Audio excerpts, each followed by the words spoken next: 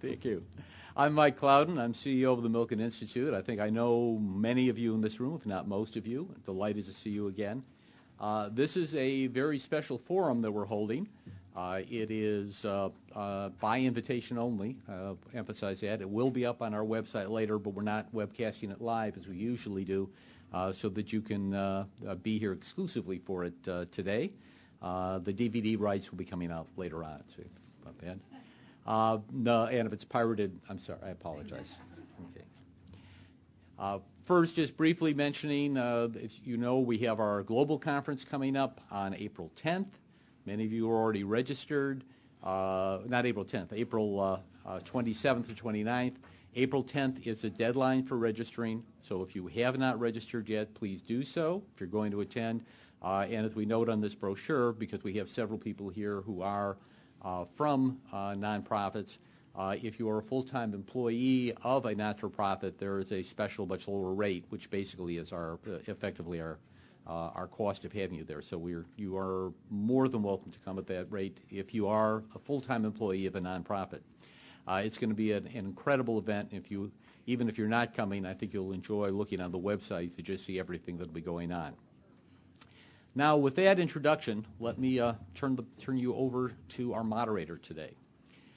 Richard Sandler is a senior, very, very, very senior partner of Merritt & Sandler, a fine lawyer, but he is also, in addition to that, or maybe I should say in spite of that, he is a true public servant.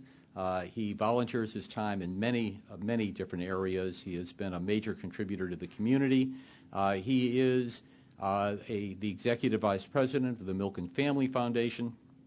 I'm proud that he is a member of the Board of Directors of the Milken Institute, and he is, quite seriously, one of the finest people I know. This is something that's very near and dear to his heart. He was the one responsible for our having this forum today. And I want to turn it over to Richard to tell you why we're here today and to introduce our panel.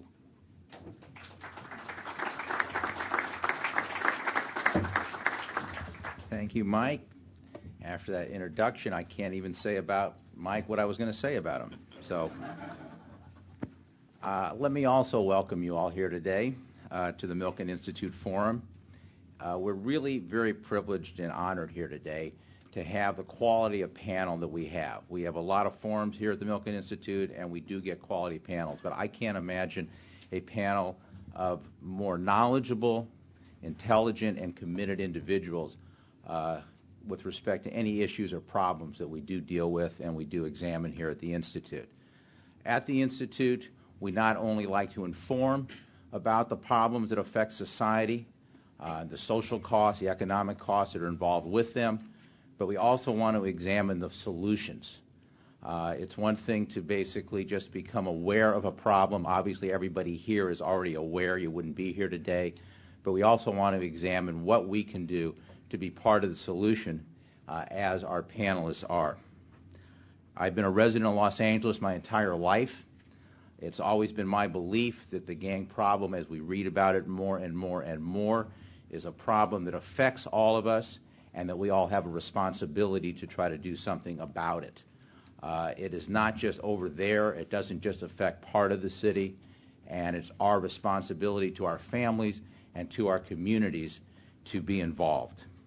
A couple of years ago, I became more engaged in this issue when I was at a Milken Institute session at our global conference on gang violence.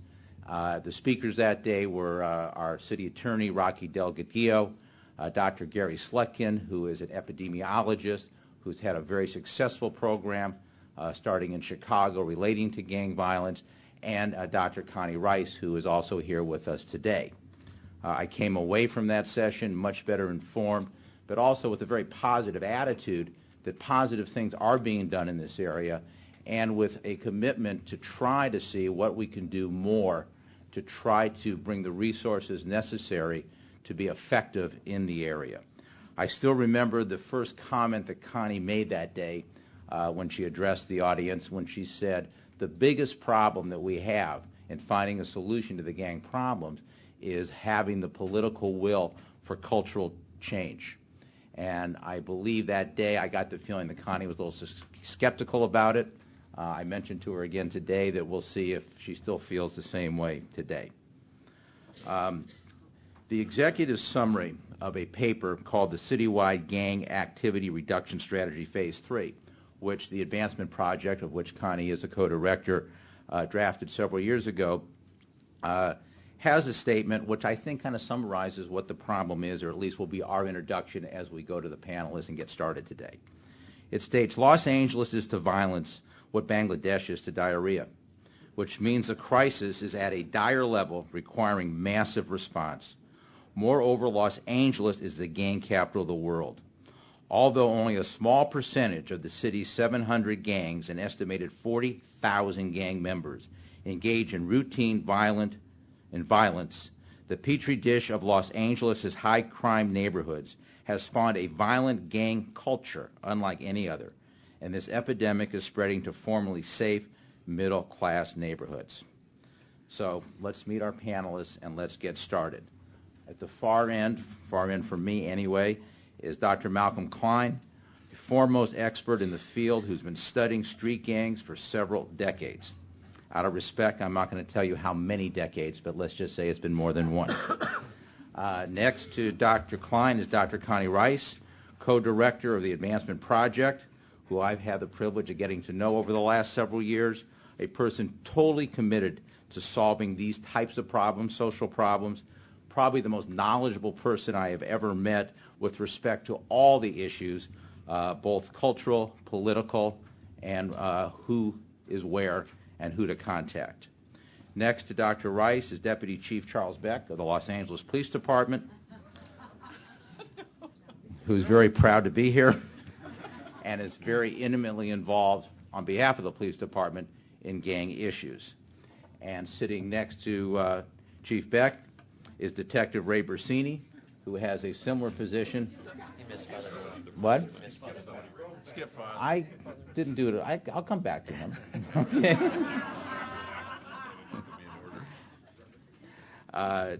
And Detective Bercini with the Los Angeles Sheriff's Department, who basically is also daily involved in the issues involving gangs. Then we have two individuals who are very intimately involved in some of the solutions and some of the programs that affect gangs. We have Father Greg Boyle down next to Dr. Rice, who will be telling us about Homeboy Industries, which is really one of the true successes in dealing with gang members. Next to me here is Brian Center, the executive director of Better LA, an organization that was founded by Pete Carroll, the football coach at USC, that is involved daily with intervention and prevention of gang members. And last, and certainly not least, Deputy Mayor Jeff Carr, Director of the Gang Reduction and Youth Development for the City of Los Angeles. So let me start with you, Dr. Klein. How would you define for us what the gang problem is, and what percentage of gang members are actually involved in serious violence? Let me answer your first question that you posed before. It's been 42 years, 6 months, and 2 days. So this was your thesis when you were in high school. Who's counting? But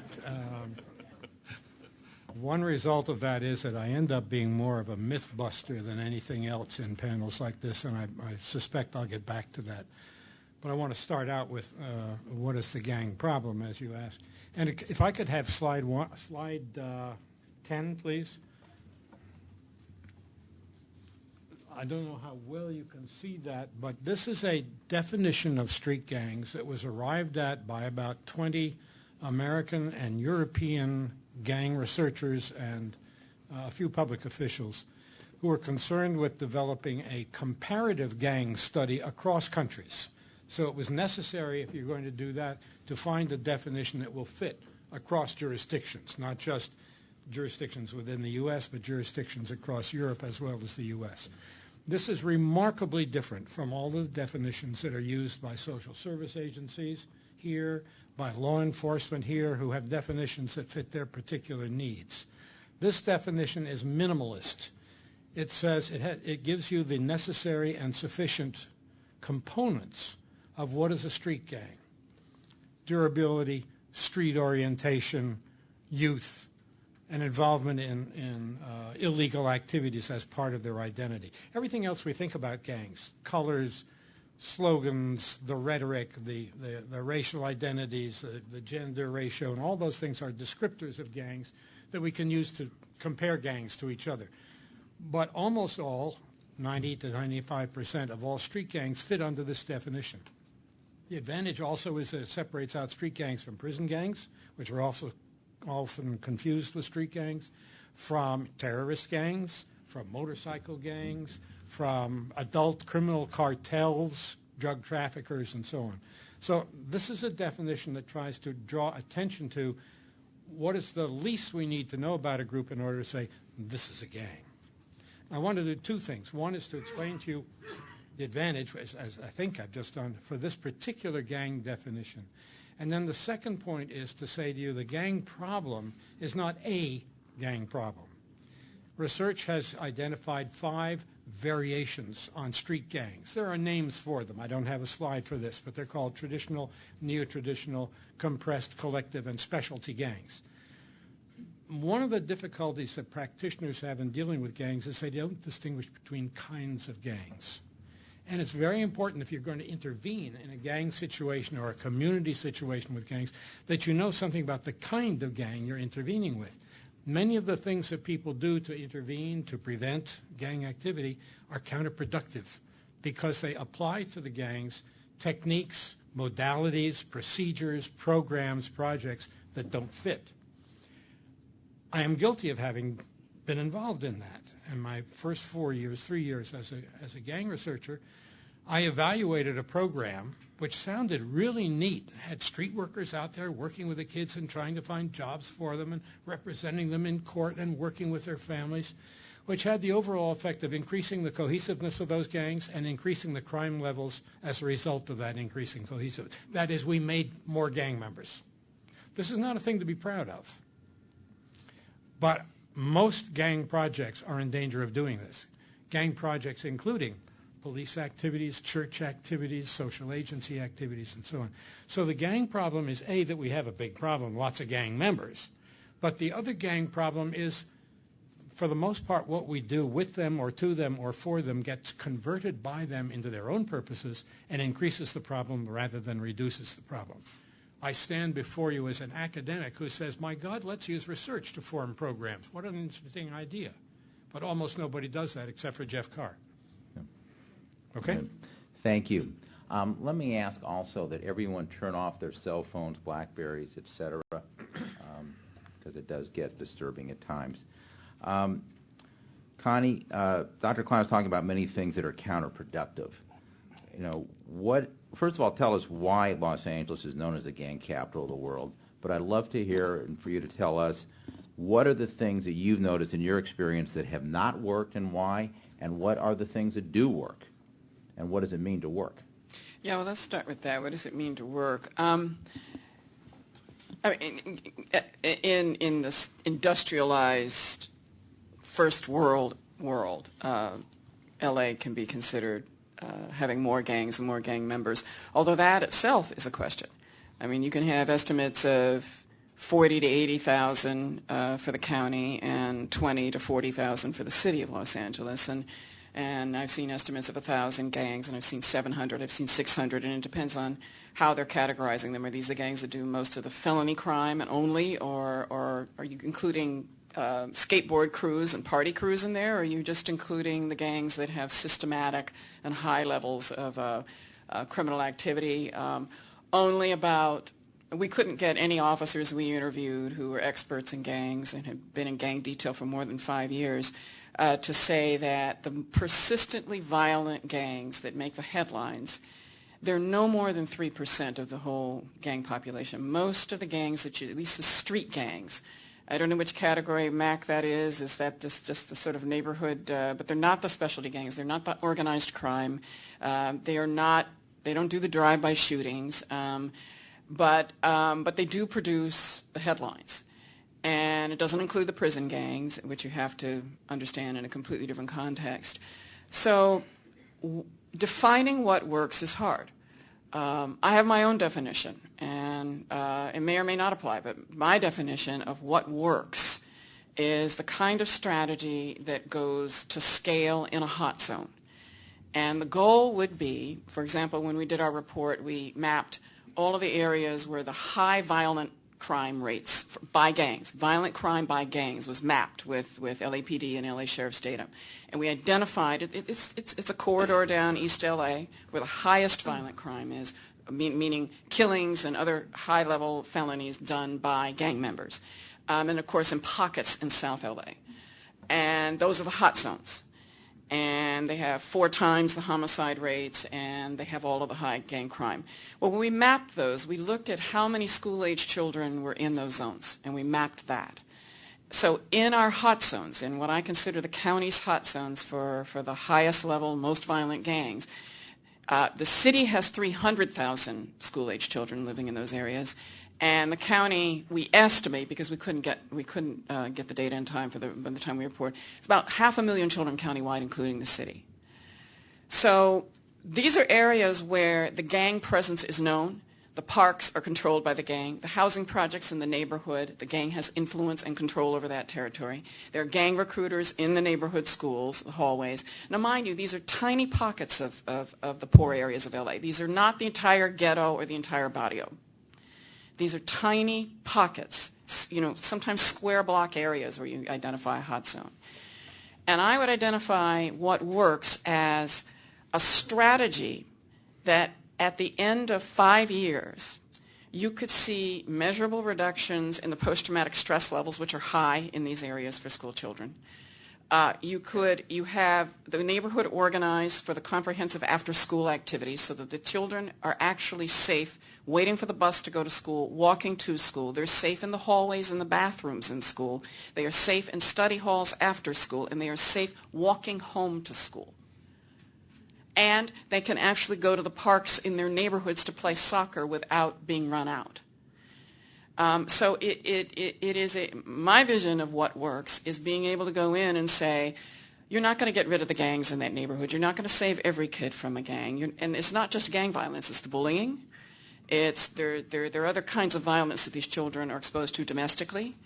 And you need to organize the neighborhood under this model from home to school and back home. It's a comprehensive strategy that goes after the conditions in the neighborhood that actually raise the risks of children not being safe. Now, I haven't seen any program that does that yet, not in a hot zone. I think the city and the county are beginning to lay track to be able to work up to that level, but the institutions are not working together. The agencies, even within the city, are not working together as well as they should. Jeff is beginning to pull that together. He needs an army. He does not have one. He also needs more money. And more political backing as opposed to foot dragging by the rest of the city. So I see the beginnings of consideration of more comprehensive strategies that are looking at the ecosystem and the conditions that actually kind of incubate this problem. I also see there's a range of activities.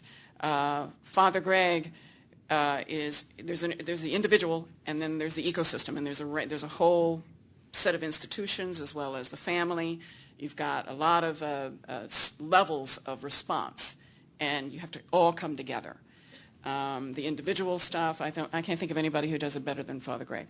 It's just an amazing thing to watch when you go over to Homeboy Industries.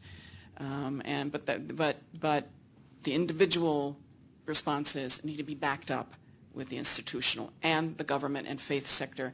And there's also an economy, and this will be my last point. There's an economy to this that I don't think we've mapped. There's money, there's power, there's this connection to our prison systems that we don't understand and haven't mapped, and it's growing and changing as we sit here. And I think that somebody said to me, he was a partner at SCAD NARPS, he said, Connie, we're not going to solve this. We're not going to solve this problem until you figure out an alternative economy for this kind of activity.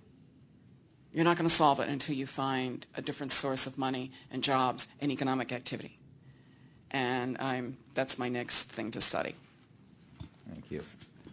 Well, since we've referred to Father Boyle's program, which I think everybody feels is a very, very successful program, Father Boyle, who I introduced apparently inadvertently as Chief Beck a few minutes ago. That happens to me all the time. And I don't know which one of you I flattered or which one of you I offended, but hopefully I flattered you both. But Father Boyle, explain to us what Homeboy's industry is, how it started, and how many young men and women that you reach, and why is it successful? I'm always uncomfortable with success. I agree with Mother Teresa that we're not called to be successful. We're called to be faithful. So I feel faithful to the approach that has grown over the years. I'm less inclined to don't want to cheerlead for Homeboy Industries because I'd like to sort of engage in the discussion here. But briefly, born 21 years ago in the housing projects of Pico Gardens, Aliso Village. It was the largest grouping of public housing west of the Mississippi. Had arguably the highest concentration of gang activity, had 8 gangs at war with each other. We did a lot of things, the school, and started a jobs program. And then we tried to find felony-friendly employers, which was really quite challenging. And then when we couldn't find those, we started our own businesses. First, Homeboy Bakery, Homeboy Tortillas. Not everything worked. Homeboy Plumbing, was terrible. Who knew people didn't want gang members in their homes? I didn't see this coming. So now we have 5 businesses. We're in our 4th location. Though we were born in Boyle Heights, we serve the whole county. So we get 1,000 folks a month, 45 different zip codes each month. African Americans, Latino, Asian. There are 1,100 gangs in LA County, 86,000 gang members. We get 8,000 gang members a year from 700 different gangs. So we have tattoo removal, 4,000 laser treatments, 12 doctors, 2 machines, job developers, mental health component. It's kind of the United Nations of gangs. Yesterday a kid, Chino, was home for lunch and he got stopped by the gang unit. He's worked for me about 7 years. He had 3 nephews with him. He was stopped, handcuffed, and they put him in that position and pulled him back and said, "Where are you going?" And he says, "I'm going to work. I just came back home for lunch." And he says, "Where do you work?" And Chino said, "Homeboy Industries." And the officer said, "There's nothing but gang members there." And Chino looked at me and says, "Sort of the idea, yeah." He let him go, but it's sort of the idea. I agree with Mac, though Mac never thinks I agree with him. But I've always felt that you don't want to serve the cohesion of the gang. So in the early days, I worked with gangs because I had 8 of them, sort of who were indigenous. They lived in the community where I was pastor. I don't regret that I did it. I did it for about 8 years. Peace treaties, truces, ceasefires. I don't regret that I did it. And boy, I'd never do it again, because it supplies oxygen. It seems to me, to gangs. We have a choice sometimes, between resignation and aspiration. I live in a gang reduction zone, or a gang grid, a gang reduction, what is it? Youth development. Youth development, thank you.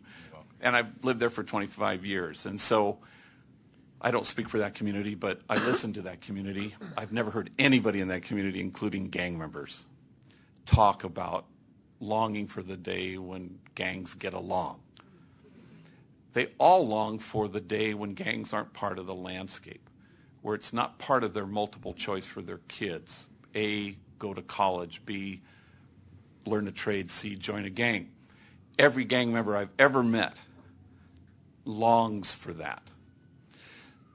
So any program, it seems to me, that begins with their paragraphs with "gangs will always be with us," I'm nervous about, because I think then we supply oxygen where we ought not to. Homeboy Industries doesn't work with gangs. If I thought it was sensible, I think we'd do it. We work with gang members, and it's not just individuals. It has this ripple effect of somebody who gets out of prison and says, "I don't want any part of this anymore." It's like recovery. It's not for those who need help. It's only for those who want it.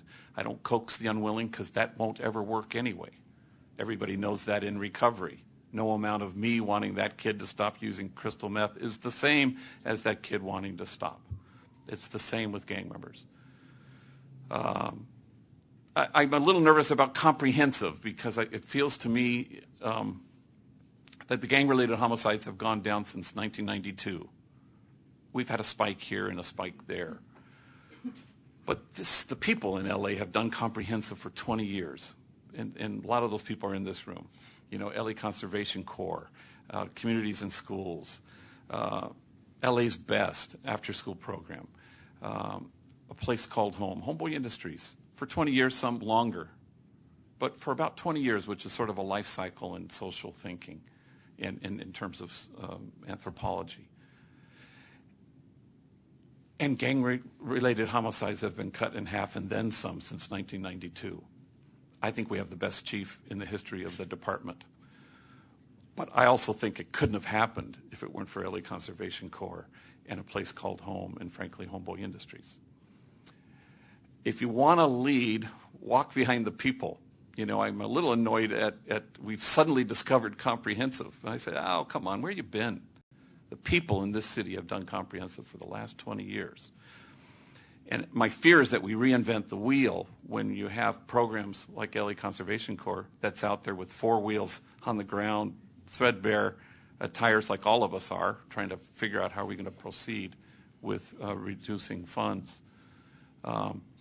So for me, it's not about this is a program, Homeboy Industries is a program that's a model of anything. You know, we do what we do and we try to be faithful at it. But I think we've done comprehensive really well. In fact, I think we can prove it. We've cut gang-related homicides in half and then some since 1992. And though I think our chief is the best, 10 years before he arrived, we had cut gang-related homicides in half. You cannot have this both ways. It's either an enormously complex social dilemma or it isn't. In good times and in bad, this is complex. You can never draw a straight line from one single cause to the effect that we all want, which is safer streets, which is what LA Times did yesterday on the front page. That seems foolish to me. You can't, when the numbers go down, say, here's the simple, solitary reasons why they did. And when the numbers go up, you say, boy, this is a complex social dilemma. You can't have that one both ways. And so what I would want an acknowledgement of is people in the trenches who've been doing this for a really long time, and they're in this room, to kind of say, wow, I wish we weren't reinventing the wheel. I wish we were acknowledging that the people embraced comprehensive a long time ago. And people in communities and churches that have said, this is complex. They don't want to serve the cohesion of the gang. They want to really not demonize the gang member, but they also don't want to romanticize the gang. They want to find a place where we can aspire to something great, where gangs aren't part of the landscape. Every gang member I know wants that. Sorry. Thank you. There. Well, speaking about the chief and what he's accomplished and what is being accomplished in law enforcement, Chief Beck, how does the Los Angeles Police Department deal with gangs and violent gangs differently today than you were dealing with it 5 or 10 years ago, and what has caused the change? Well, you know, first I have to clarify, when Father Boyle was talking about the best chief, he wasn't talking about me. He meant Chief Brad. So Also you. But the big difference is, and Father Boyle's right. You know, there's been a lot of people that have believed in the comprehensive approach in the community, and there's been a lot of great grassroots community work. But the police department, and I've been working gangs since 1978 as a gang officer, as a gang sergeant. I ran a gang unit as a lieutenant, and I was the chief of South Bureau. So I mean, that's really the main thing I've done for the last 32 years. The big difference is that one, we came to the recognition that we are not the sole solution to this problem, and that's, you know, that may seem obvious to everybody in this room, but it might not have been obvious to the police department a few years ago. The other thing that is so different is that there is not anybody on this panel that I don't know by first name. Connie, I think, has me on speed dial. She calls me so much. The chief of police eats breakfast at Homeboy's at least once a week. I go there all the time. we've not only come to the conclusion that this is a comprehensive solution, but we live it. You know, Jeff's position, and I know Jeff hasn't talked yet, but Jeff's position, his ability to consolidate city services that before used to be split into exact portions of 15, and, you know, to match the council districts and not the need, is such a huge step forward. And, you know, he and I talk, you know, constantly about what's going on. So the integration of the social piece, the government piece, the law enforcement piece, that's the difference, you know. And again, Father's right. You know, before we came to this revelation, gang crime was going down. But since 2002, when the chief of police took over, 2002 we had 350 gang homicides, and that's a lot of dead young men. And last year we had 167. That is still a lot of dead young men, but it is nothing compared to to about 5 times that rate in the early 90s, and then the number I quoted in 2002. So Connie's an eternal pessimist. Connie always you know, and I love her to death. Pessimist? Yes, you are. I just see tremendous progress and tremendous hope, and I think that what I would, if I was listening to this, what I would take away from it is that if we can continue the political momentum and the public will to address this, which I think is not the most serious problem in Los Angeles, it is the problem in Los Angeles. If we can continue the public will, when the political push, you know, we have a real opportunity to do what Los Angeles should do. We have exported the problem for decades. We should also export the solution, and that's what I think that a lot of people on this panel are involved in, and you know, I welcome the discussion that moves that forward. Detective Bercini, from the Sheriff's Department perspective, what has changed, and why don't you also address what do you think are the most effective programs out there to deal with some of these problems, in addition to Homeboy Industries, of course? Yeah. And again, I haven't been around as long as Chief Beck. I think lucky you. when he was around, I think I was in middle That's school. enough. That's enough. Taken enough of a beating already. But close to 20 years, you know, we're trained to do a job, and we go out there and we do our job well. And at the end of the day, I think for all of us who have been on the streets and doing the work, the death that goes into the mind and sits in there, and you kind of swirl that stuff around on a regular basis, it has an impact on you. And either you're going to keep pursuing what you're trained to do, thinking that somehow you're going to overcome that, and yet, for my personal experience, it seemed to just never go away. And the closer it got, meaning some of my brothers in law enforcement, close brothers in law enforcement who were killed in gang-related things, had a huge impact. So I think part of me personally in looking at what other alternatives are out there, that came from within.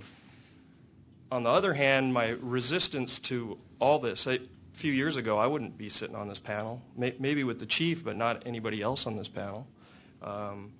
Actually, I did sit on a panel with Father Greg, I think back in 2000, but and I didn't like what they were talking about, because it was him and there was a gangster sitting right next to me, and he was talking about how he's trying to help people, and I'm in my mind thinking, yeah, right, he's still a gangster, and that's the way I thought about it. So I came into this kicking and screaming because my mindset was to continue on the path of handling homicides and dealing with all this subject in a suppression mindset. It was about a few years back where, and I'm not going to speak on behalf of A Better LA, Brian will do that, but I was part of the co-founders with Pete Carroll of A Better LA. And when we got into our sessions and we started talking, it was this common ground that we started building our relationships on. the sheriff came into a meeting and he basically stuck his finger in my face and said, these relationships that you build with gang members to solve crime, you're now going to do something different. You're going to find out if these guys, have another path that they want to take. Well, as innovative from a sheriff as that could be, it already existed, and so it just became part of going out and getting plugged in and finding out who was out there doing the work. Because really, law enforcement, we're always going to be a perceived intruder in any community that we go into, and so it's just being able to be mindful of who's out there and who's doing the work, and then joining together with them to back support what they're doing. And so for the last few years, and it's not a popular spot. My colleague, partner, big guy walking in the back there, from LAPD, Sergeant Curtis Whittle, we're in the streets every day, and we're out there talking to the guys that Jeff's working with, that Brian's working with. We haven't gotten over into the Boyle Heights area, at least our group of people that are working in there in this this work. But coming and kicking and screaming, I would say you can't tear me away from this work now, and the value of the people at this on this panel, and what's going on in the streets, and us being able to support it. We're never going to change anything in any community, because the people who live in those communities are the ones that are going to change it. But without support, they won't be able to change anything. And I guess addressing the issues or the groups that are out there, there's a lot of them.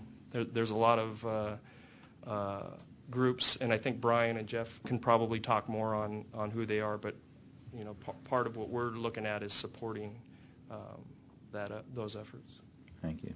Well, Jeff, why don't you tell us at the city and the mayor's office where you're focusing your attention, and maybe as part of that, you can tell us a little bit about your Summer Nights program and how that could get more resources or be more effective. Sure. Well, first of all, I would just say I guess I represent the political will or the political side of our the government, although I'm not a politician by training. And just to comment on a couple things, I think this is a complex problem. I mean, I wanted to say for the record, it's complex now as it's on its way down, and it's going to be complex on if it goes up. It is just complex, and I think that's probably in the last couple of years since I had this job. I knew that before intuitively, but now it's even more apparent to me. It is very complex, and I think it's sort of like where we're at in the economic situation we're in right now, and you see what the federal government is doing, sort of trying to throw everything they can at the wall and see what sticks. And I think, in some ways that's kind of what we're doing as well, all of us are trying to figure out how to do this better. I also think I want to affirm what Greg's saying, and while we may use the word comprehensive in terms of our approach now, I think we mean that differently, and not to certainly say that there have been groups and people that have been doing a comprehensive approach in their community for a long time. I think what's different now in terms of the city is that we're changing really in three ways. One, I would say, is organizationally or structurally. The second one is politically, and the third then is sort of programmatically. And organizationally, structurally, one is it was a big deal. Connie's report pointed out that we had programs scattered all over the city, and there was no place where we had one central point of authority or accountability for what we were trying to do. And there was no one that was thinking about this issue, besides the police maybe, 24/7 on behalf of government. When the council agreed to consolidate everything, the mayor's office and my position was created.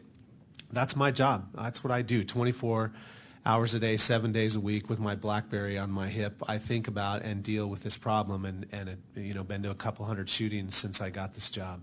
So that's one thing I think that's different. The second thing is the political will. I think there actually is political will, more so than there has been. Probably not enough that we need, but we are not allocating resources by dividing by 15. Now, I will tell you that has been at various points in the last 2 years a very big struggle. But we are not doing that now. We are basing our decisions about how we allocate resources, number one, based on need, and number two, based on a transparent process for responding to what we're asking people to do that's not based on politics, but it's based on performance. And we're going to hold people to that standard.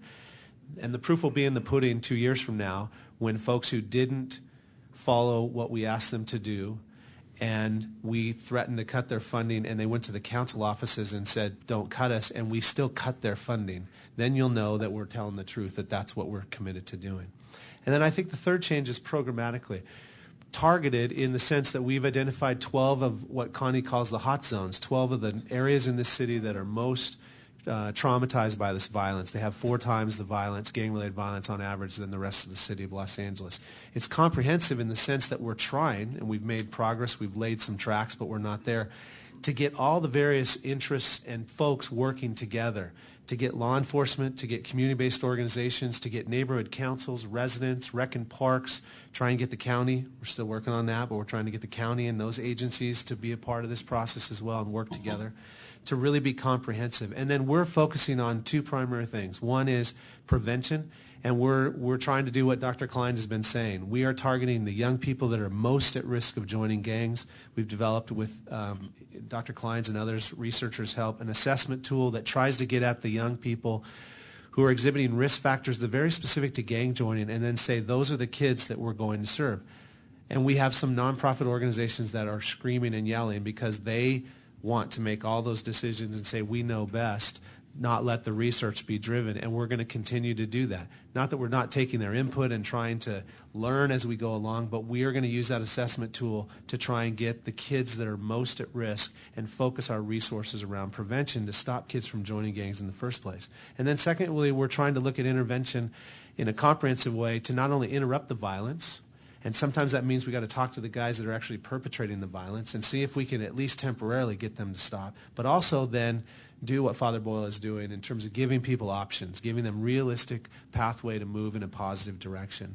And then the last thing is to trying to do some innovations because, as I said, you know, this is really complex stuff. One of the innovations we did last summer was really based on what had been done in one park in Baldwin Village in South LA that was called Summer of Success, and it was very simple. They said, let's take the park back. Let's turn it into a public space that it was designed to be. Let's provide programming and opportunities and resources for people to come participate in positive activities there. Let's keep it open till late at the night. And then let's invite the people, both the folks that just live in the neighborhood, the gang members, the kids of gang members, and say, come together and let's not participate in violence. Let's participate in productive, positive activities. It worked in one place, but everyone said it's a model, but it had never been done in multiple sites. And that one place, Jim Gilliam Park, is a pretty unique little area. So we did it last summer in 8 particular areas, had over 50,000 visits in the course of 8 weeks. Got tremendous response, hired young people that were at risk of either being victims or perpetrators of violence and said, you're part of the solution. The story or the narrative of your life and your neighborhood may be one where you're often the villain, either in actuality or by perception, and we're giving you an opportunity to have a job for the summer and to write a new narrative about your own life, but also the life of this neighborhood. And young people and people from the neighborhood bought into that, and so this summer we're going to expand that from 8 sites to 15, and it's really a public-private partnership. We're using about $1.3 million from the public sector, and I'm raising $1.3 million from the private sector so that we can really do this, especially in tough economic times like we are right now. So that's just a little bit about what we're doing in the mayor's office. Very good. I heard Detective Bercini talk about the Better LA program that he believes in, and obviously believes in it since he helped found the program with Coach Carroll, and Brian Center is the executive director. I think has been the first and only executive director of the program. Brian, why don't you tell us a little bit about that program and what you've learned and what you think is most effective? Sure. The role of a Better LA really, it's pretty exciting for me to be on this panel because I think we all share a very similar vision. And our role is to basically to help solve the problem and not to serve as another nonprofit, but to serve as a role player to help support everybody else that's doing work out there and to fill holes where they need to be filled. So when Jeff, because of bureaucracy, couldn't raise private money easily and funnel it through government, we partnered with him and are the fiscal agent, so the money comes through us, and that allows him to be more nimble. When I see Bruce is here in the room, when we have a pilot project going and we wanted to hire a job developer, we said, we don't know jobs. Though Bruce knows jobs. We gave him the money. He kicked in a little bit, and now we have a job developer, and it's a great partnership. One of the most important things, I think, when we talk about comprehensive, my view of that is that there are a whole bunch of people out in this large city and county trying to work together, and nobody ever actually pays attention to that. Nobody ever funds anybody to help play that role of bringing people together. It takes a lot of footwork to collaborate. You have to call people, call them back, schedule meetings, get to know each other, learn the same common language. It's a huge effort to collaborate, and there are generally $0 and zero attention paid to it. So in our way, we try to play that role of fostering collaboration. That's why on our advisory board and the original board, we have representatives from Los Angeles, Sheriff's Department, Probation, DCFS, LAPD, and we have sort of a built-in collaboration model. So we're just trying to help where we can and do everything we can to succeed without trying to duplicate anything that's going on out there.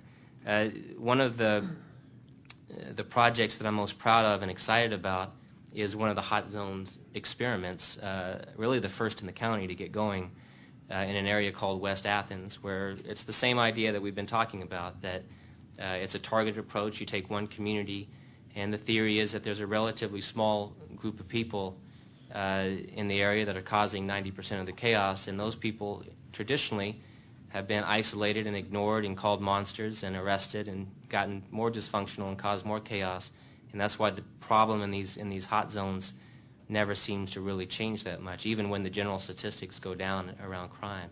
And so it's a big shift now to, instead of calling these kids monsters, to actually reach out and engage with them, and to not only engage with them, but engage with them next to the USC football coach and hard-nosed cop and Connie Rice and this whole group of people that are saying we care. That alone, I think, is a sort of a revolutionary approach to what we're doing. And everything that I've seen on the ground is very hopeful, because what you realize when you're hanging out down there, a lot of times when we have these discussions, you use the words gangs and systems, and it sounds so complex, and we forget that we're talking about people. And a lot of these kids are just lost and need a little hope, and we're trying to be as research-based as possible. We're just getting started on the project, but have every single decision based on what works in research, but also just recognize that how much we can change just by reaching out and engaging people who have never been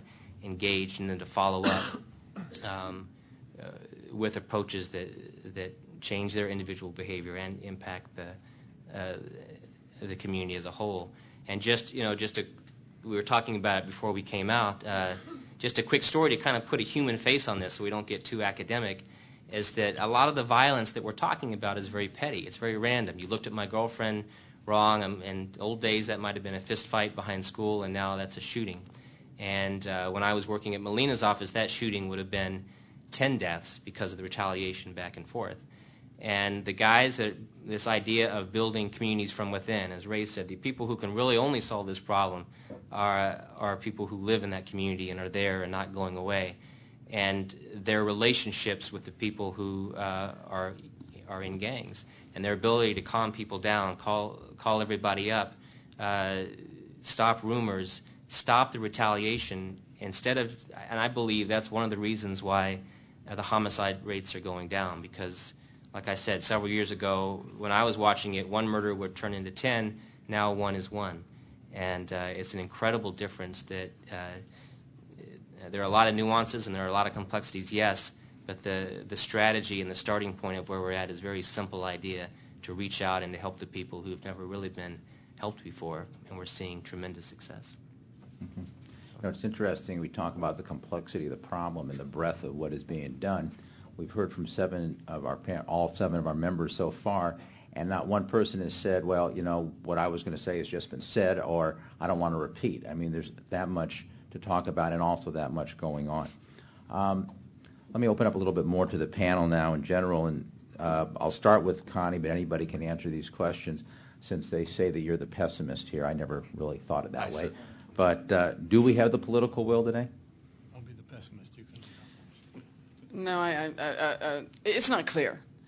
I think we've seen some extraordinary steps that have never been taken before. When the mayor decided he was going to have to do this, he actually did what no mayor has ever done before, which is to say, I'm not dividing by 15. So the political power relationships did not determine where the resources are. That's a paradigm change, and I have to acknowledge it, and it's big, okay? Hiring Jeff is big. Having someone centralized. And I would say of the entire strategy, about 15% of it has been done, and we're laying track for the rest. That's hopeful, but I'm not a pessimist. I'm just a realist. I've seen as much political infighting as I've seen political will. And I don't know why Jeff has to raise money from the private sector to do summer night lights. You know, when you have a concentrated effort like Summer of Success or Summer Night Lights, you have the whole community piling in. And yes, the community has always been doing comprehensive, but it's a new thing for government to be doing. I can tell you that much. And the schools aren't even on the map yet. And we don't even talk about the prisons, which are a huge vector of this stuff. So yes, they're very hopeful things. And right now, while the press is paying attention to it, and Milken Institute and other institutions are paying attention to it, there is. But if Mayor Villaraigosa goes, or Jeff decides to run for office, and who knows, they'll go back to slicing it up to 15. They'll forget that. They'll say we don't even have a problem. The gang homicide rate went down. And you heard Chief Beck is fabulous. Detective Bercini is great. But you got cops in Holland, Beck, still harassing guys for no reason. I mean, give me their names. I need to sue them. They have no business. They had no probable cause. They had, these cops. I used to sue LAPD every day in the sheriff's department, and I told Lee Baca I liked him the first time I sued him. But it's. And Connie has sued me. Yes, and I have sued Chief Beck, but we're fine now. That can change. That proves that I can be trained. So and just a friendly pushback to Greg. Community is, I'm part of the nonprofit sector too, and we're very good at the nonprofit part. We lose money. I've been a part of the nonprofit charitable sector forever. We've always done comprehensive. I agree. And the groups out there have been doing amazing things. But you can put all of us together, including Catholic Charities, and we can solve maximum 15% of this when you talk to scale. We reach about 1% of the kids who need to be reached. So it's not that folks aren't doing fabulous work, but we're talking, and I talk systems. I know people don't like complexity. Coach Carroll's eyes roll back in his head when I talk about 3D chess, and everybody else is playing checkers, and this is actually a 3D chess. It's a complicated. Policy matters as much as community. Money matters, and these charitable sectors don't have the money. We have $9 million in the city budget for golf courses, but Jeff has to go raise money from foundations. There's something wrong with this picture. That's what I mean by political will. We fund the things that are important. I can tell you, if you had the leading cause of premature death for middle-class children of any race, or upper-middle-class children of any race, this county would come to a halt to get it changed. That's what I mean by political will. There is no political will that is sufficient to address this problem to scale because they are not our children. And that's just how I see it. That's the politics of it. So I see a resurgence in interest, but it's been cyclical. We've been here before. There's been an interest in this problem over and over again. I do see for the first time government being pushed into considering at least a more intelligent, if you don't like comprehensive, then just say coordinated. How about strategic? How about effective? How about measuring results instead of counting the flyers that you pass out? Because when we interviewed L.A. Bridges, the former program, the folks in that program said, well, we count flyers and how many meetings we do. I want to know how many more children don't have war-level post-traumatic stress at the end of the program. I want to know how many more children can get home safely. I want to know if has the bullying stopped. Where are the schools in this? We haven't even gotten into the table. That's the next thing we have to do. And the cultural piece of this is huge. Once children create a youth culture that isn't based on their power being seen through violence, they don't think they're supposed to be Scarface when they grow up. Once children get a culture and it goes on their own, we can go home. The thing will end itself in a lot of ways. So there are a lot of pieces of this we don't reach, and until this city, and maybe this region I should say, until we've raised $40 million for elephants in the zoo. I love elephants. I think they're spectacular animals. But when Jeff Carr only has $7 million for the entire city for gang intervention and maybe twice as much as that for prevention, which is really the key here, comprehensive prevention, and then the reentry, catching ex-offenders and making sure they don't recidivate. When we have 40 million, we have more for the children in these programs, and government starts to get organized and stops wasting our money, then maybe I'll be a little more optimistic. So call me pessimistic if you want to. I think I'm a realist. Mac? Since Connie's giving up her pessimism role, I feel obliged that somebody should step in. Let me introduce a couple of slides with a couple of comments. Number one, why do I like Jeff Carr? I'm anxious to hear this myself. I'm married, he's married, so it's not that kind of thing. I like Jeff Carr because he is building a program that is in large part based upon criminological data. That is weird. I like Jeff Carr because he's also putting in almost $1 million per year into this program to evaluate the effectiveness of it independently of himself. Okay? At the risk of sounding academic, this is extremely important. Now, if I could have slide 14. These are things that many people assume are predictive of gang membership. Into the little letters just mean individual, family, school, and community. Almost everybody believes that kids with good self-esteem will not join gangs. That kids that have a lot of family poverty and disadvantage are most likely to join gangs. That kids from the broken family structure are most likely to join gangs. That kids that have low family attachment are most likely to join gangs. That kids are in unsafe school environments are most likely to join gangs. And that a criminogenic neighborhood increases a kid's likelihood of being a gang member. Research undertaken by Dr. Maxson and myself over the last 16 years, not our research, but a review of research done across the country, shows that not a single one of these statements is true. Not a single one of them is true. And I'd like to see the hands of people who knew that beforehand. Okay? Why isn't it true? It isn't. You see why I like Jeff Carr? It isn't true because gang members come, by and large, from communities that have a lot of kids with low self-esteem, poverty, disadvantage, broken family structures, et cetera, et cetera, et cetera.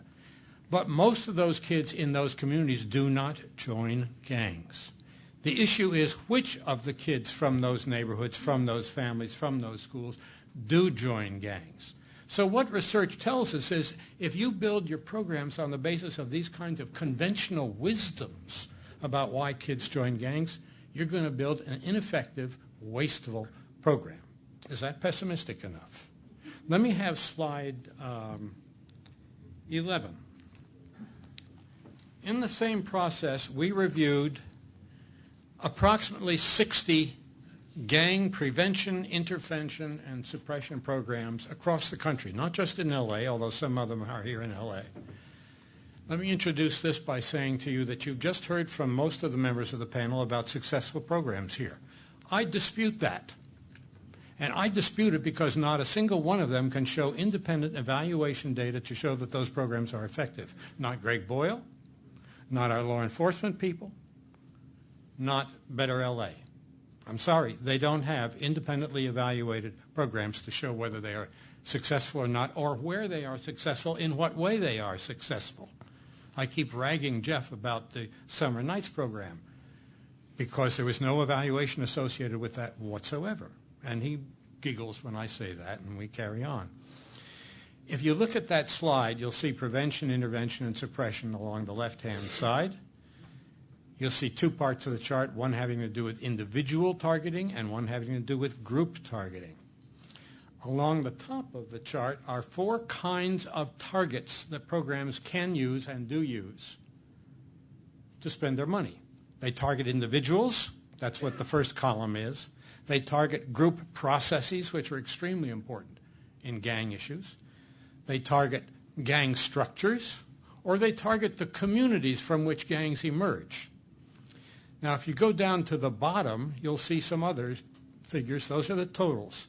And what's clear from those figures is that most programs target individuals. Targeting here means individuals. We spend most of our energy trying to reform, rehabilitate, change, get them out of gangs, individual gang members. You'll see that the bottom totals for targeting group processes are almost 0. For targeting gang structures is 0. And for targeting community variables is close to 0. What the hell is going on? Well, welcome to America. We're very individually oriented. We think if we're going to change people, we're going to change them as individuals. And we overlook the group relationships they have, the differences in the group structures, and we overlook the communities that spawn the gangs and reinforce the gangs all the way through. The other thing I can tell you about these 60 or so programs that we looked at is that almost none of them had any evaluation associated with them, independent research evaluation, to demonstrate what was or was not effective. The result of that is that we have 60 kinds of programs or projects that may be very effective out there. Now let me be the optimist. There's a world of stuff we could be doing, but we don't know which ones we should be doing because nobody has evaluated them. Not the police, not the social agencies, not the courts, not the churches, not the schools. The function of people like me is to try and get people like Jeff Carr to do evaluations of their programs, and that's why I carp on this all the time. Brian, it may sound academic, but by God, if you don't get an evaluation of your program, I am not going to speak of it again in my lifetime. And as much as I love USC football and the coach, I will not mention the program once again until you assign some of your funds to evaluating its effectiveness. Okay? That's just an example. I would like to push back a little bit with some optimism over here. First of all, I agree with everything you're saying. And the only reason we don't have outcomes yet is we're just getting started, but we have already allocated. It's the best time to allocate money to find out. We have already. My father was a professor, and I've been harping on research-based practice for about 10 years now. And the optimism here is that when I was harping on research-based practice in the county, no one knew anything about it. They looked at me like I was absolutely crazy. And now it's starting to bubble up, and we're starting to see it's now sort of to the mid-management level in government. And if we keep harping on it and pushing on it, I think we'll get there to the point where it reaches the political level. And to me, there's a direct link between what you're talking about, Professor, and political will. I agree with Connie that part of it is that they're not our kids, and that's why there's a lack of political will. But there's also a long history of political tradition. It's very emotional that we in our country we think of criminals as evil, as monsters, as it's an individualistic country. So you're supposed to pull yourself up by your bootstraps and not help people who are failing. Politically, it's very safe to be tough on crime. Still today, even as sophisticated as we are, there's still a knee-jerk reaction to put funding into tough on crime stuff that can often do just as much harm as good.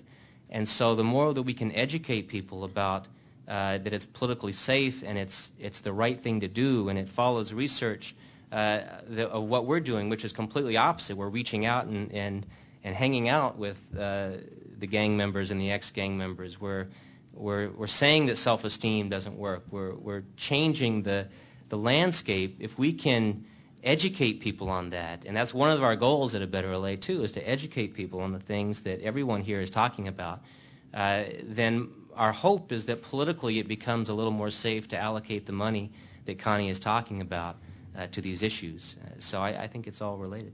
Yeah. I just want to add one thing to Mecca. We're about the end of first year of independent evaluation, beginning of a 5-year evaluation. After 20 years, I'm delighted to hear it, Greg.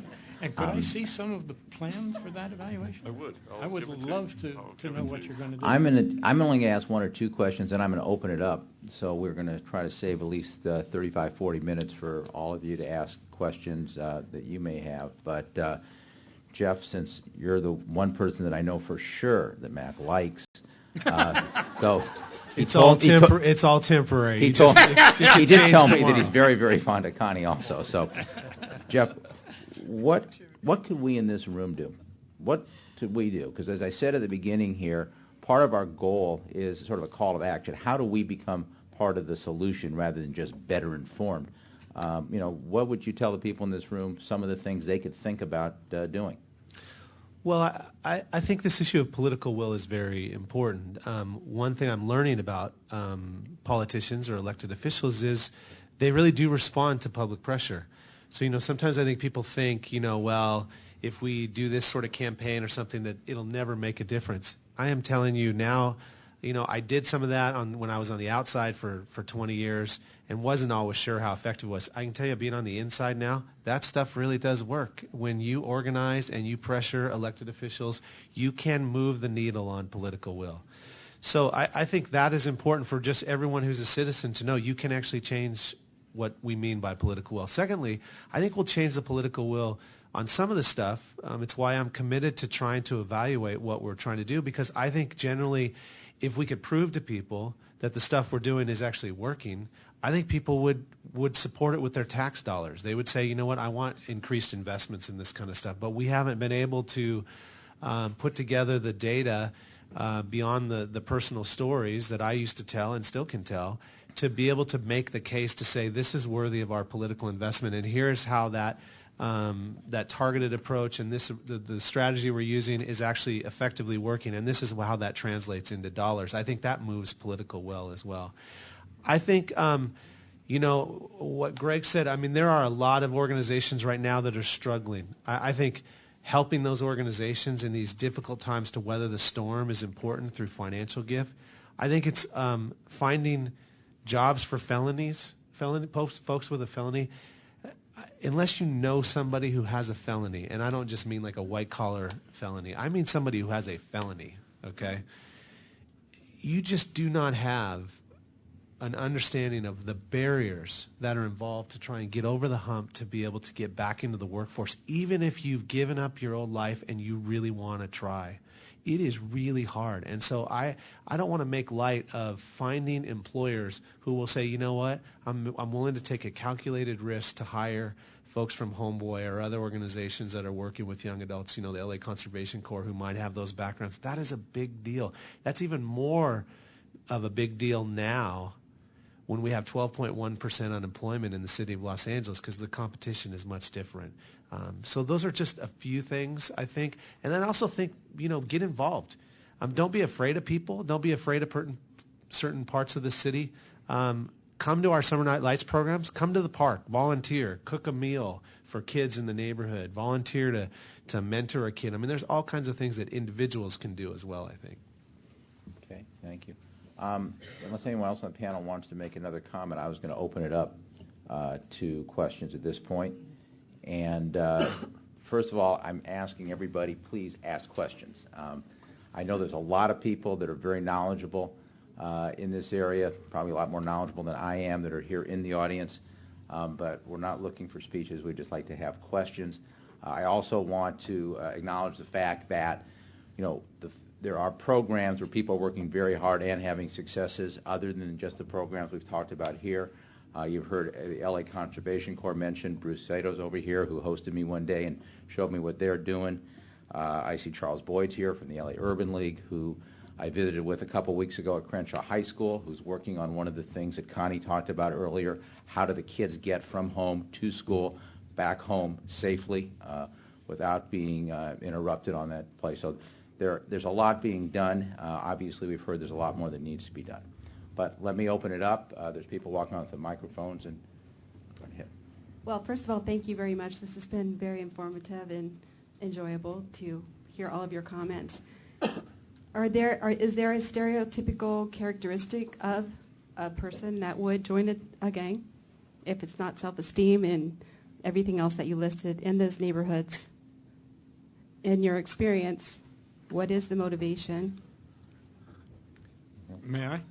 Go ahead. I think there are two ways of answering that. The first has to do with what they're like when they join, and the second thing is what happens to them after they join. Most of the kids who join look remarkably like those who don't. We have identified in that same national research review, we talked about 6 factors that distinguish kids who do join gangs or are more likely at risk of joining gangs from those who don't, and we can show that on slide 13. They're not remarkably different. If you walk down the street in the neighborhood, you may not be able to tell the difference between the gang member, the young gang member, and the young non-gang member. They join because of the excitement. There's a lot of excitement. Not a lot of action, but a lot of excitement, the anticipation. They join because they think they're going to get better protected against people who are after them. Of course, they're wrong. They're going to get less protected because they're now gang members. They join because they want something to belong to, the identity and the status of gang membership, which is something they're probably not getting so much in their home, at the school, on the parks, and so on. So they need gang. Gang gives them a good deal. Most of them don't join in order to be criminals, to be thugs, but that comes to the second part of my answer. Once they join, research shows it's a remarkable increase in their criminal activity, in their illegal activity. They become something quite different as gang members. They become involved in the rhetoric of violence, not necessarily violence itself, but in the rhetoric of violence. You listen to them talk to each other, and you hear it again and again and again. They get involved in the fact that the gang has a criminogenic orientation, if you will. That's what we do, man. And they tell war stories about what they've done. So they become different from the other kids as a function of being gang members. The lively thing is that once they desist from gang membership, they go back down again to being something like what they were in the first case. So it's the gang membership itself that is so destructive of the gang members. There's not so much that separates them going in. There's a hell of a lot that separates them during gang membership, and far less after they desist. After all, most gang members become non-gang members, former gang members. They don't retain some kind of vicious, antisocial, mean, nasty, thug-like attitude afterwards, except for those that go into the joint, and then that takes care of that issue. Yeah. And the rest go into politics. I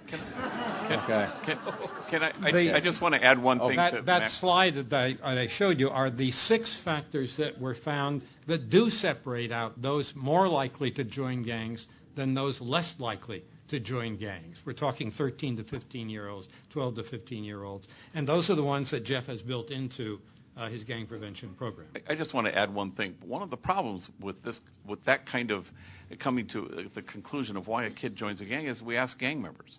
And, because we always get a lot of press at Homeboy Industries, and I'm always alarmed, when I watch somebody, on ABC National News, they give the party line, which is join a gang and see the world. That's what I wanted. A sense of belonging, excitement, the cars, and this is what they're going to say on ABC National News. And then of course, I know this guy, and I know that his mom used to put cigarettes out on him and hold his head in the toilet and flush till he nearly drowned, and he ran away from home at 13. That's why he joined a gang. In the end, no hopeful kid ever joins a gang. I don't think it's ever happened in the history of kids. Hopeful kids don't join gangs. They are never seeking anything. I don't care what they say. They're always fleeing something. And if we knew that, if our diagnosis was correct, our treatment plan, I think, would be better. If we addressed what that kid is fleeing, rather than the sense that we think the kid is being lured or attracted or drawn, I just think he isn't. That's what they'll say to researchers and to ABC National News. But after a while, especially in a therapeutic community, where they'll start to say, yeah, now I know why I joined a gang. I had a kid who did exactly that, kept posing that way, and he came to give a talk to high school students. And he was talking about gangs and stuff, and he said, and then all of a sudden he had this memory. He said, I was 10. I was playing with matches, and my mom dragged me into the kitchen. She was a drug addict, and she placed my hand on the stovetop and held it there. And then he paused, and the whole high school just sucked in air at this thing, at this image. He said, woke up that night, and I was in the bathroom, and I and I had my hand in the toilet water because my hand had just turned pussy and I was in so much pain. Then he paused, and then all of a sudden a light bulb went over his head, and he said, "That's why I joined a gang." And I'd never heard him talk that way before. He had always talked about join a gang and see the world, and that's wearying, but that's more truthful. And so it's difficult to get underneath the posture, it seems to me. Okay. I think we had a question back here. Good evening. Is this on? Yes. Thank you all for coming and sharing your ideas about how to solve this problem. I'm just curious, however, if you have the possibility with some of the agencies that you're working for that are struggling right now financially to collaborate their efforts and really shift the mindset of those police officers who think that these kids are rotten or bad, the teachers, anybody they come into contact with, so that their paradigm can change. Because what's happening from my perspective is these kids are being socially conditioned, really, to act in this way. Their expectations are that they don't have value, they don't have talents and skills and abilities that the world would value. There is among them, I would venture to say, someone who has great talent, but because they're not being conditioned or expected to put forth those talents and those skills and abilities, they fall back on, or they fall into in line with the mindset that says, this is what you are, this is what you come from, this is all you'll ever be. Okay. Ray, do you want to address? Yeah, I think as far as trying to get the communication lines opened up, those are some of the efforts that we're going through. I would kind of go off of what Father Greg was talking about with this dynamic that's going on with some of these young people. I know because a lot of times the academia aspect of this is something that we need to get our funding and whatnot. But I think looking at it, kind of what you were saying in the aspect of if we've created a society that's conditional, which we all operate in a conditional society, and fear drives that, it's what are the levels of fear that these kids are operating under? And based on whatever their current reality is or their circumstance that they're going through their families, starting in their families with domestic violence, and then stepping outside of that into the neighborhoods where violence continues. I think if fear is driving this for all of us, then how do we work together to reduce and minimize that fear? With law enforcement, the more closely I'm working with youth or former gang members or gang members, the fear is reduced based on their relationship that I built with them. But that can only be done, by working on building the relationships and taking the conditional aspect out. It's difficult. I'm not going to sit here and say it's not, but I think that's as part of the hope and the faith aspect of things. I can't sit around and wait for these evaluations. We're all trying to move forward in the way that we know how to do it the best, and hopefully that in our own personal experience and kind of what Jeff said, what's the level of commitment that each of us are going to make? Can you take a group of kids from like the area I worked in Lenox and take them to your home and let them experience a barbecue and I'm not saying that people need to do this. I'm just saying that what's our level of commitment when we're talking about us as individuals reaching out and limiting that gap that's in there, and how we define neighborhoods. How are we defining these different neighborhoods? Because they know how we're defining it. Every time I go in, they know exactly how we define their neighborhood. And then we act surprised when they're acting like the way we defined it. Okay. Right over here, right here. My question relates to this notion of employment and economic development. At the 2002, we've supposedly seen a decline in all this activity, and we're on the backdrop of a boom economy. Things are going well, and now we're obviously in another place with a stressful economy. What's your sense of, if we say in a recession or a depression for the next few years, how is that going to change or make your jobs more difficult, and the fact that employment opportunities won't be good for anybody? And I'm particularly interested in how you see that playing out in East LA and South LA. Jeff, you want to? Well, I think it's a little bit unknown. I'm not sure we know. I think this recession is different than the last recession. I think we have a different economy now. We have a much more service-oriented economy now, less a manufacturing economy here in Southern California. Wages have been depressed for a long period of time, and so I think, how that all plays out, I'm not sure that we know as it relates to what that will mean for violence. Does it mean that some people will engage in certain criminal activity to survive? Absolutely. I absolutely believe that.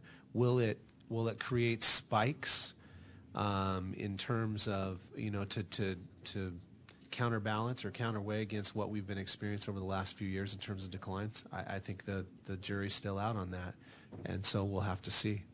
There's a reason, I suspect, not to anticipate a lot of change in gang crime, violence or otherwise, as a result of the recession, because the unemployment rates are already so high in minority neighborhoods amongst young male blacks, young male Latinos, that a lot of the new unemployment is not going to be amongst them as amongst some of their older brothers, amongst their fathers. So I think the direct line between the unemployment and gang membership is not as great as we would expect it to be, because it's already there. It's already there. When Goodyear and all the other plants moved out of South Los Angeles, that created an enormous pool of unemployed young blacks. And the gang thing blossomed at approximately the same time. Was it a direct relationship? I don't know. Nobody can know for sure. But I think that the problem of unemployment amongst those kids is already so difficult, so high, that adding more employment across the country is not likely to affect what we're talking about so much as it is going to affect some other things like family structure and so on. Just to support what the doctor's saying, so far this year to date, as of this Monday, gang crime in Los Angeles is down 11%. And obviously, the economy has taken a severe downturn in these 3 months. So, that it's way too soon to tell, but I think there are other factors that can affect crime just as greatly as the economy. And I think that if we're smart about how we see issues, how we address issues, that we can make up for the negative effect the economy has. And so I have, when we set our goals for the year, we think that we'll be able to reduce gang crime. And when I say we, I don't mean the police. I mean the people at this table and the things that are in progress within the city and the county. So even though it is has a severe negative impact on crime, there are other ways to balance it out, and some of that is being more effective about what we do. Could I also add to what Mac and Charlie are saying? The Vera Institute did an analysis of the unemployment in Harlem. I haven't seen an analysis in LA's poorest communities of the urban poverty. There's a survey that you do, and they black males between the ages of 16 and 55, the unemployment rate was 50%. So if you take comparably situated communities in LA, I have done my own estimate in the Jordan Downs housing project of the male employment anyway, and it was higher than that. Just our own, who's had a job in the last 3 years. So, but this also goes to the issue of political will. This has been the situation for at least 25 years. When the Urban Poverty Center analyzed South Los Angeles' underground economy, it was the first time the underground economy, I could find anybody who had even looked at it, even tried to estimate it. It's not an exact science, but you try to get a handle on what percentage of the economic activity in a specified region is due to off-the-books, unregulated economic activity. And I even interviewed Ross from Milken, and we interviewed Kaiser, we interviewed the UCLA forecast people, and they said, oh, no, we don't count that, Connie. But I also asked them to estimate, and they said, well, it went up to 40%. But all of them were between 35 and 40% of economic activity in this region is connected to the underground economy. I think that's why our poverty doesn't have quite the edge of other urban cores. We have a lot of economic activity we don't even understand. The last estimate I had was that 80% of the economy in the Watts area that was considered underground, 80% of it was considered related to crime. I think that's what's changed. I think more of the underground economy is now unregulated but not criminal. I think the criminal portion of the guns, the drugs, the auto theft has gone down as a percentage of the underground, just from talking to economists who look at the poverty economists who look at this. But that's an issue of political will. It's okay to have 20 years of 40 and 50% unemployment. That's greater than the Great Depression. And it doesn't even get reported. The economic, you would think the unemployment rate was 7%, 4% 6 years ago. It doesn't even get reported. So when I'm talking about political will, I'm talking about the will to even acknowledge the existence of the problem. We don't do it. It just goes on year after year after year. And look at the CRA. What are they talking about? They're talking about mini malls. They are not talking about laying the track that can create an economy that actually creates and generates jobs and capital and educational investment in the populations in these neighborhoods. It doesn't exist. There isn't a blue ribbon committee that's doing it. That's what I mean by political will. And that is not going to come as long as people like us don't demand it of our politicians. Because as long as we are okay, we don't even ask those questions. It doesn't even bother us that the stats don't even come out on their communities. And directly tied to that also, I believe, is the political will to change the educational system. I just want to add anecdotally to what Max said, which he's absolutely correct. We've always sort of been able to locate jobs for entry-level, unskilled, low-paying, in the warehouse kind of job. But now, as Max says, I think correctly, the older brother who's not a gang member, or the father, is coming to me. And because he's been laid off. And now the low-paying, unskilled, entry-level warehouse job is we have all those three candidates vying for that one job. And they're not going to give it to the felon or the gang member who they used to sometimes occasionally do. And if the kind of the engine under all this, I think, is sort of a lethal absence of hope. People are crimes relative to I need to rob this guy to buy Pampers. That will happen probably. But then what happens, what's more pervasive, and Connie is absolutely right, but this just exacerbates it. I think what the situation we're in exacerbates the sense of being unable to conjure up an image of tomorrow for populations who you could at least release some of the steam in the past. And the last time this happened was in '88, and then sort of ushered in a decade of death, it seemed to me, at least anecdotally in my community, until it kind of started to decline, reaching the highest moment in '92 with more gang-related homicides than we've ever seen. So the LA Times has twice reported about, wow, we're surprised with this recession, the crime keeps going down. And I read it and I go, brace yourself.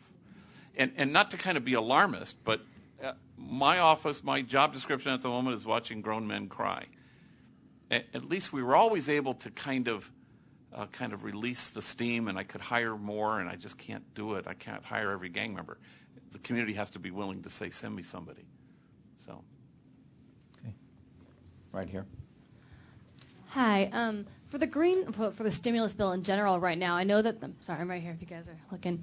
I know there's a lot of money coming towards LAPD, towards just, crime in general, and also youth. I think there's something like $15 million coming to the city of LA for youth, and I don't know how much to LAPD, but where are those funds going? How are they being funneled to these different programs, and what's happening with that? Jeff, you? Well, the stimulus package is, there are about 122 different pipes that the stimulus package is getting money out through. Some of that money is for basically formula stuff. So things like, for example, the Community Development Block Grant Fund is all based on poverty statistics and formulas. And so they increase the amount of that.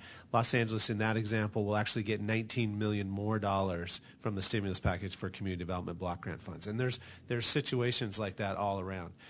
And so the city, in effect, I'm in meetings almost every day where we have task force and groups around the various policy issues that are working to ensure that Los Angeles gets its fair share and brings as much of that as we possibly can to the city. The challenge for us is there's also a lot of restrictions on that. Obviously, they're looking for shovel-ready projects. They're looking to get that money out as quick as we can to stimulate the economy. That was the whole intent of it, at least. And so, it's hard to imagine. I mean, I've been arguing to say, if we take all of the money, the increase we get right now, we put all of it into services, okay, in 18 months, we're going to have to backfill. We're going to ask people to go up like this, to expand, and then in 18 months, we're going to have to ask them all to contract, or we're going to have to backfill with general fund dollars from our own tax dollars, which we don't have. Just so everyone understands, we have a $500 million deficit for 2009, 2010. And I can tell you that is real. And it started at $289 million deficit last fall when we started talking about it in October. And so in 6 months, it's almost doubled. So the money is coming. That some of that money is going to help us, and we're going to try and invest it smartly, particularly in infrastructure, which is where I think the city has huge aging infrastructure in our housing developments, in our public infrastructure. But the stimulus package is not going to be the end-all solution to our financial problems in the nonprofit sector, in the government sector, and in greater Los Angeles. It will help minimize some of the problems. It's not going to be the rebound, I think, that everyone sort of hopes and expects it to be. And from the police side, we're not even sure exactly what the quantity is going to be. And as Jeff said, it's a temporary solution. All of these things, if we hire more police officers, the city will have to absorb the cost, including the pension, including the huge pension obligation after 3 years. So, all these things are. I mean, it's important. It's great. We look forward to it. We're going to take advantage of it because we'd be fools not to. But there are significant burdens placed on you when you accept these things. Gentlemen.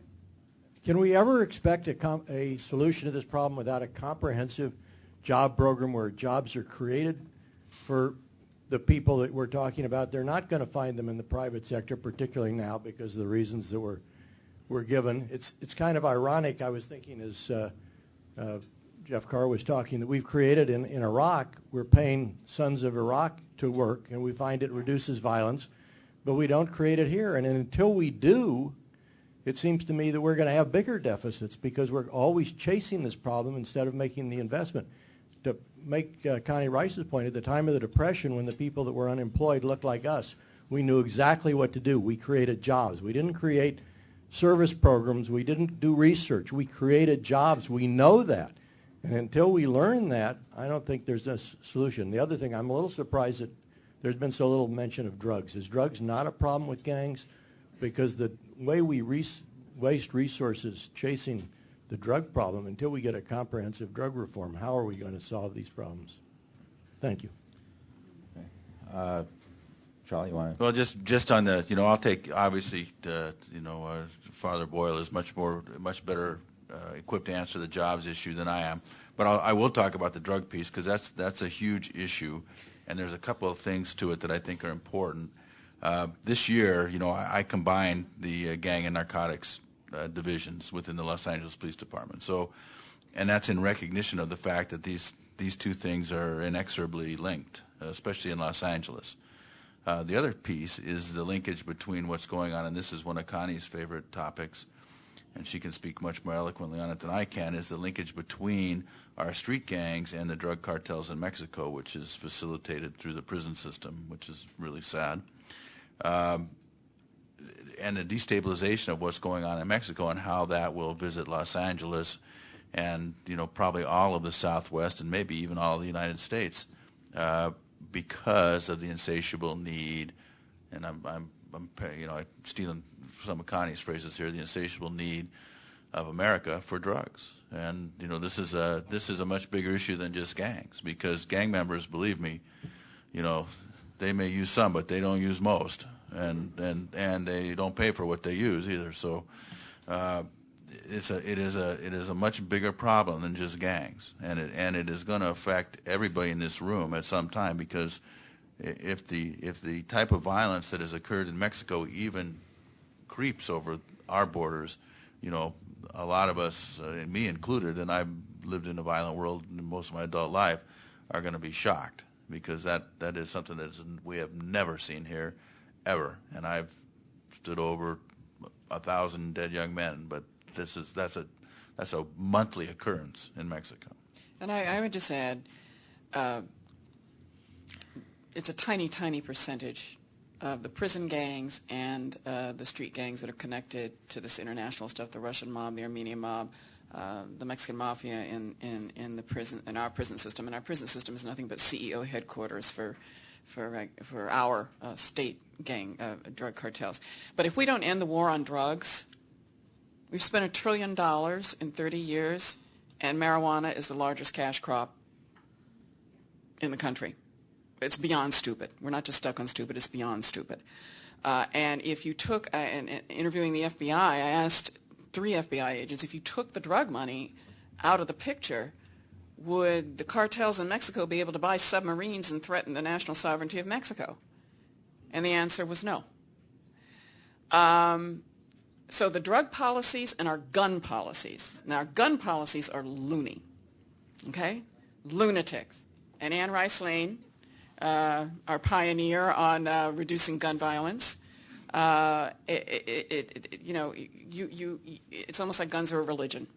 So we've always had kids fighting each other. It's just that when they were doing it with knives, you did not see this lethality.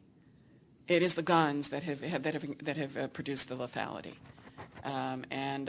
So policy matters. Policy matters a lot. I would like to summarize what was just said by both of these folks. And my summary would be, there is a serious gang problem. There is a serious drug problem. There is a serious gun problem, and they are not the same. They are not the same. If you took away all the gangs, you'd still have a drug problem and a gun problem. If you took away all the drugs, you'd still have a gang problem and a gun problem. If we conflate these, if we say these are essentially the same and we're going to deal with the drug problem by dealing with the gangs, we're fooling ourselves. The drug problem needs its own solutions, and the gang issue is a small part of that. Many gang members use drugs. Most gang members are not serious drug traffickers. So let's not confuse them and put them all together in one bag because it's convenient to think of them that way. It may be convenient, but it's terribly misleading. But also, if you've read Senator Webb's, have you read this thing? Yeah. And it's good, and I think he should be applauded. And it's let's look at the prisons. What's wrong with the prisons? And yet it'll say things. One of his things that are very wincible for me. He'll talk about 1 million gang members in the country, which may well be true. I don't know. Mac can tell me. And then it says many of them are foreign based. And I go, wow. I don't know. I've been doing this a long time. I can't think of a single gang that's foreign-based.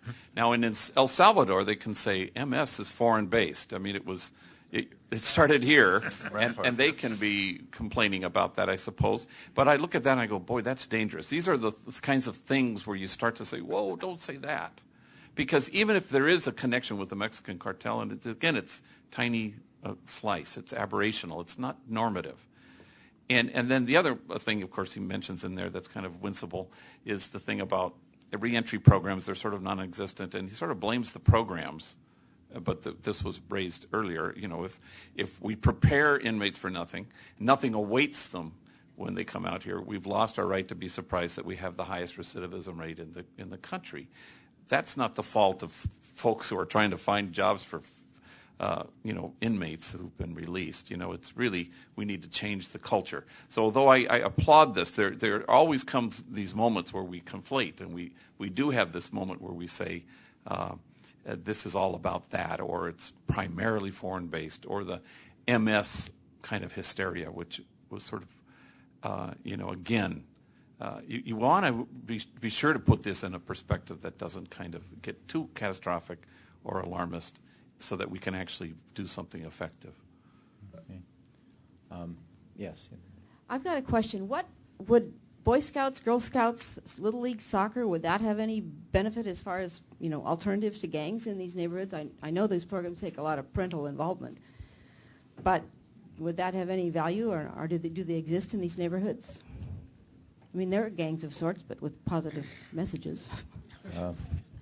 If your question has to do with what do we know about that, the answer is we know nothing. Boys and Girls Clubs have had a gang project for many, many years, but without any kind of decent evaluation to show whether it's effective or not. There are some things that suggest that at the youngest level, maybe they could be helpful for a year or two before the peer group takes over. But there aren't many of those resources in many of the gang areas. And furthermore, the gang members themselves poo-poo these things, don't feel comfortable in them. I spent a lot of time in a boys' club with the Clover Gang, and I saw how it was used and not used by the Clover Gang, and a teen post and so on. By and large, unless they're programmed very carefully, these are not the programs that are going to appeal to gang kids. Something much more tangible is needed for gang kids than the Boys and Girls Club. Brian, did you want to? Well, just our experience in West Athens has been actually the opposite of that. I'm sorry. How we're using it is that, and not as a solution really to the problem, but as a first step to the solution, is that these kids in general have felt left out and isolated and not welcome to these programs. So the Boys and Girls Clubs and the sports programs, they don't go, or if they go, they're dysfunctional, they get kicked out, and then there's an attitude about them, and so they've been, for various reasons, left out of the whole process. And so what we're doing is to change the paradigm, is to give money to inner city groups that are run by ex-gang members. And so that makes the current gang-involved youth feel very welcome for the first time ever. And they have a blast doing it, and they're playing football and basketball and baseball right now. And it allows us to engage them for the first time. And we have a lot of ex-gang members coaching football and basketball and baseball, and they're loving it. And the other gang members around the area are looking at what's going on in our area and say, hey, we want that. We've never felt like we could have that. And there's a huge level of mistrust, and that's why these kids are not getting involved. And so by giving the programs to the community and having them build from within, the kids for the first time are feeling welcomed. And then we can engage them, and now we have a shot to do effective programs after that. Right. You mentioned, it was mentioned earlier that the community really is the ultimate answer, that it's not the agencies, and also it's been mentioned that there's a deficiency in political will. To what extent is there effort to organize the communities? Well, it was also mentioned that we've taken care, we here in this room have taken care of our own problem. To what extent are there efforts to organize the communities involved, to march on the school boards, to make sure that workers are prepared rather than just jobs made for them to influence the politics? In other words, to generate the political will that exists or that is potentially in the communities that are suffering the most from this problem. Jeff? I think there's actually, I think there's some of that going on. There's not as much. There's a nascent effort actually with one of our best organizing groups in South LA, the Community Coalition, actually around 39th and Western. And it's going to be interesting. They just got started, and they've really targeted Martin Luther King Park right there at 39th and Western. And they're organizing and literally banging on doors and getting residents involved. They're also then looking at how they can, and they've been banging on our doors too at the mayor's office. You might have read some in the papers, but they're looking at how they reinstate some of the programming and some of the infrastructure at the park, where the park has been a magnet for some of the problems, to figure out how to turn that around. But they're also looking at some other things, like the fact that, you know, the liquor stores and what's going on in the alley behind the liquor store. They're looking at the trying to make the connection with a hotel that you know, gets more used on an hourly basis as opposed to an overnight basis, and some other things that are contributing to the general deterioration of the neighborhood, and then trying to engage the residents to be a part of that. And it's in like in the southeast quadrant of the mayor's office's one of our gang reduction youth development zones. So we're trying to work with them to see what that happens, because my experience is that part of the problem is, you know, there's a certain if there's an acceptance of violence or a tolerance of violence at certain levels, that almost feeds the violence. It's when people who live in the neighborhood say, enough, we are not going to tolerate this much lethal violence in our neighborhood, and we'll do whatever it takes. And we may need some help, obviously, to do that, but we will no longer tolerate that. I think you had the beginnings of that in Watts, in Jordan Downs, that the Watts Gang Task Force, after a spate of shootings 3 years ago almost now, where a group of folks said, you know what, damn the cops, okay? I don't even like Charlie Beck, but I got to work with him if we're going to stop getting so many kids killed. And so you had people from that community who said enough is enough, and they started working with the police, and then some resources, mixed into that. And, homicides went down 50% in 2 years, which I know Dr. Klein says is not a good indicator because there's too few of them. But the violence, if you talk to both however reliable the data is from LAPD and CompStat, the violence is down. And if you talk to the people that live there, they will tell you their experience of violence is much less. But that's because there's a nascent emergence of a culture and a changing of the social norms. And I just think that, like all this other stuff we get to, if you can do that and put out, like Connie says, if we can get it down below epidemic levels in terms of the violence, and then the way you got to figure out how you're really going to stop this is how do you stop the transmission of the acceptance of a culture of violence from one generation to the next. One more question. I have a thesis I'd like you to comment on. I've done some work one-on-one with kids in mentoring in East LA, and my thesis would be there's an incredible resource that we can tap into. I don't think kids in East LA understand the word entitlement like kids on the West Side do. I also think they're very, very hungry to advance their lives. And so if we can show them education in two ways. One, what's available to you. You'll tell me, I think the standard block of knowledge is what? A 4 square block radius around where they are. So they've seen a very limited world. And if they can see, by the way, if I were able to get to school, to college, I could actually make $75,000 by the time I'm 30. We don't think that's a lot of money. It's a huge amount of money. And I just want to see, how do we unlock this resource of energy and lack of entitlement and really wanting to have a better life? Well, I would just jump in just quickly, and I think Father Boyle should talk about this, but I do think, the absence of hope is a significant thing. And actually I do, sort of a theological, I'm a minister by training, but theologically I think, fear is not sustainable. It may be a short-term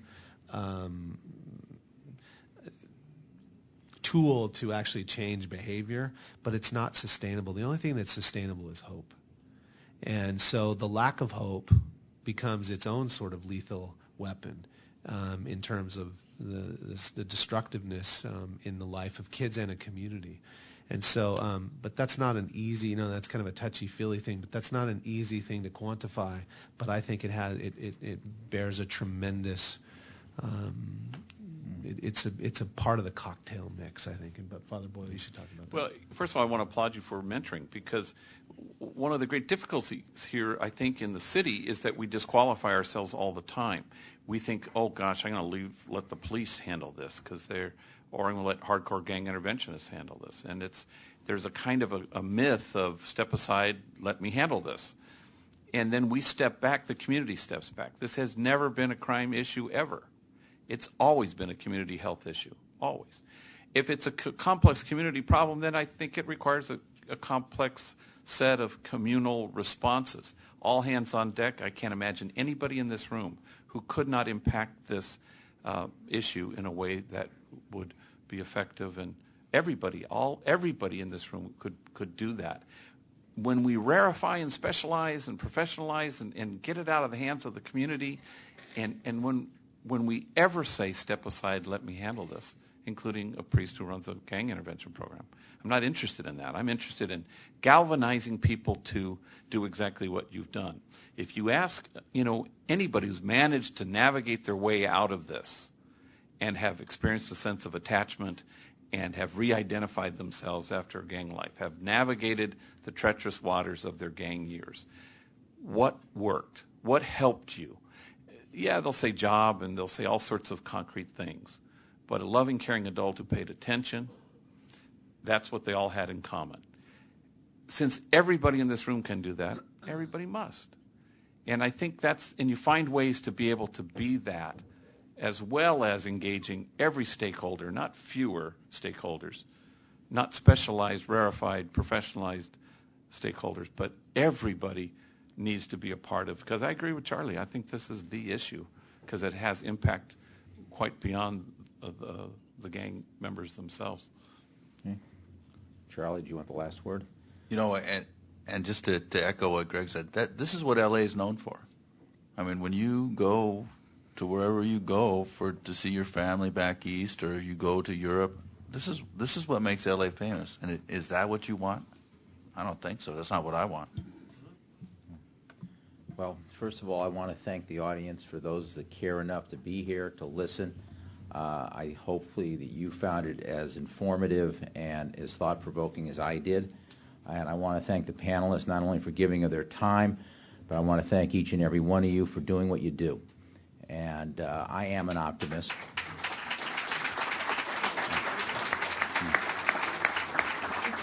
And I believe as long as we have people that have the commitment and the ability of the people sitting here, and as long as they are, as we heard today, talking to each other apparently every single day and getting along and trying to solve this problem, with our help, they'll be successful. By themselves, there's only so much they can do. Thank you very much.